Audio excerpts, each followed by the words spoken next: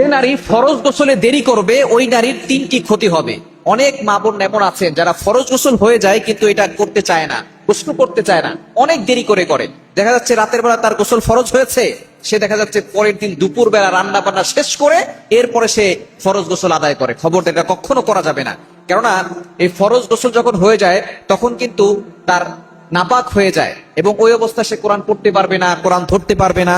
এবং এ বিষয়ে অবশ্যই সতর্ক থাকতে হবে, যাতে করে ফরজ গোসল অবস্থায় যদি আপনি মারা যান তাহলে আপনার কি অবস্থা হবে। এক নাম্বার ক্ষতি হচ্ছে, যারা ফরজ গোসল অবস্থায় থাকে দেরি করে ফরজ গোসল করে, তাদের এক নাম্বার ক্ষতি হচ্ছে রহমতের ফেরেশতারা তাদের কাছে আসে না। এবং যেই ঘরে এই ফরজ গোসল দেরি করে যারা করে ওই ঘরের ভিতরে রহমতের ফেরেশতারা প্রবেশ করে না, যেহেতু তারা নাপাক, এই জন্য তাদের ঘরে রহমতের ফেরেশতারা প্রবেশ করে না। এই জন্য খুব দ্রুত এই ফরজ গোসলটা আদায় করে নেওয়া উত্তম। এক নাম্বার ক্ষতি হচ্ছে রহমতের ফেরেশতারা তাদের কাছে থাকে না, শয়তান তাদের কাছ থেকে ভিড়তে থাকে, তাদের কাছে চলে আসে। এবং দ্বিতীয় নম্বর সমস্যা হচ্ছে তাদের জীবন থেকে রহমত উঠে যায়, জীবনে কোনো রহমত থাকে না, জীবনে কোনো বরকত থাকে না।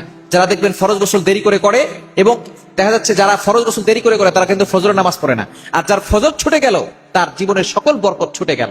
এই জন্য ফজর ছুটানো যাবে না।